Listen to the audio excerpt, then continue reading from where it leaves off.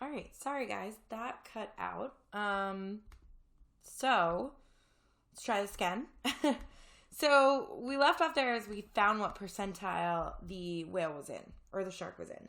Now, the thing about this is you can do some funky math to get this, but the easiest way to compare these is to actually look at their z-scores. So if I look at this, okay, let's find the z-score of the shark. So let me just reduce this down. So the z-score of the shark is going to be the number of standard deviations it is above the mean.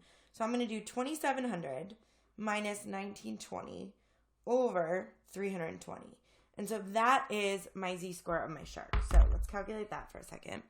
So that's going to be 2,700 minus 1920.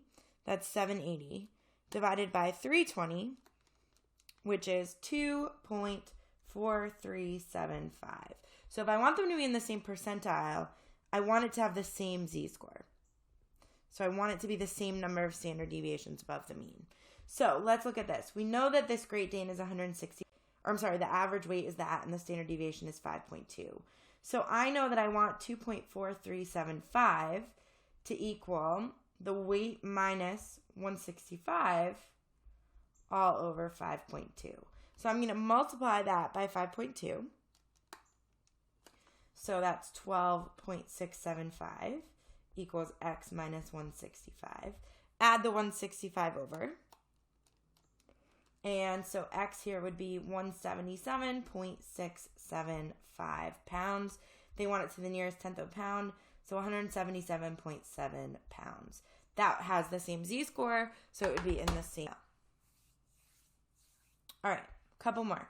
College Board reported 2.2 million students took the January 2017 SAT. Scores were normally distributed approximately.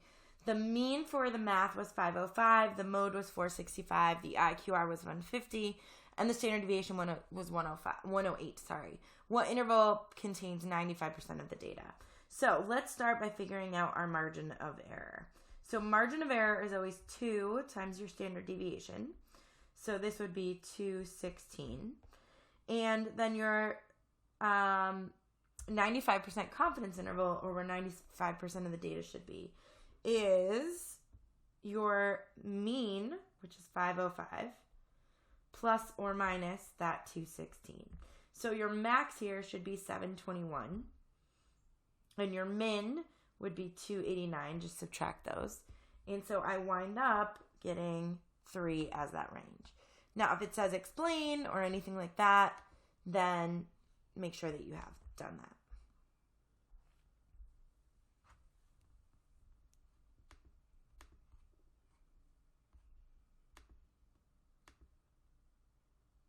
All right. Brianna had a dentist appointment scheduled for 8 a.m. last Saturday, but ended up waiting almost 45 minutes before she was seen. Being the crazy girl that she is, she let the dentist and the receptionist have it when she finally was called to be seen. Both of them reassured her that this was not a common experience and would never happen again. The dentist referred her to an exhaustive study conducted by the Better Business Bureau, found a normal distribution of results. Mean wait time was 32.5, standard deviation of 3.2. Using a 95% confidence interval was her time unusual. So let's start by finding our margin of error. So that would be 2 times 3.2. So the margin of error, the give or take, is 6.4 minutes. Now, if we know our mean was 32.5, I want to give or take 6.4 from that. So 32.5 plus 6.4 would be 38.9. That's the upper end, right? And you could subtract to get the lower end. But since she waited 45 minutes and the upper end of my confidence interval is 38.9, was her wait time unusual? Yes, it was unusual. Because 45 is outside the 95% confidence interval. Right, and those would be my typical values. Okay, let's do, I think I have 2 more. Yep, all right. So next one. The team delivered a truck full of ripe tomatoes to Wegmans last week. The members of the shrink fraud team immediately collected 4 randomly chosen buckets of 30. So what was the sample and what was the population? The sample was the 120 tomatoes in the buckets. Now notice I did not say the sample was the buckets. We are not sampling buckets. It's a sample of tomatoes, right? Now what was the population? The population was all the tomatoes in the truck. Okay. State one conclusion that can be drawn if 4% of the sample was below the minimum weight. So I would say you could say approximately 4% of the population may be below the weight.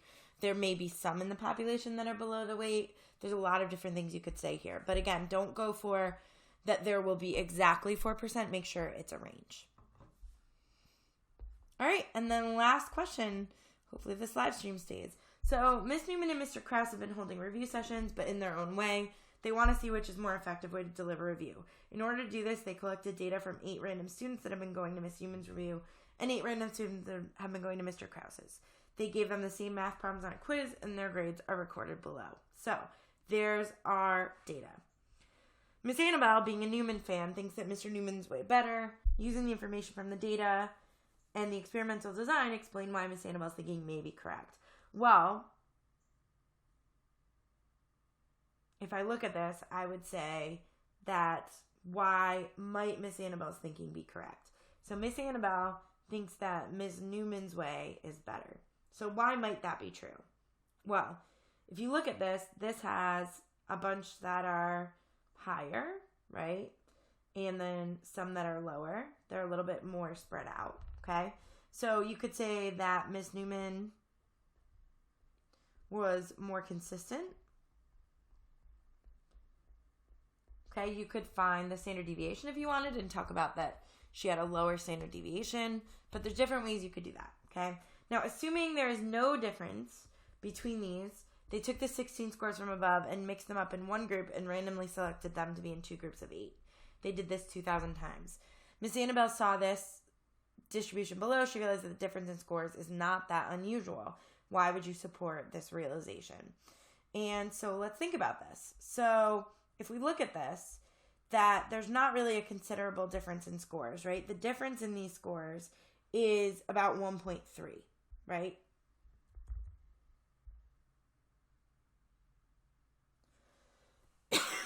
Excuse me.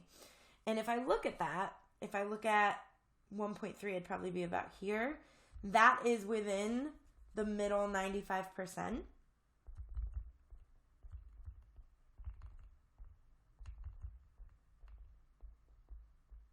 Right? Therefore, it is not an unusual difference.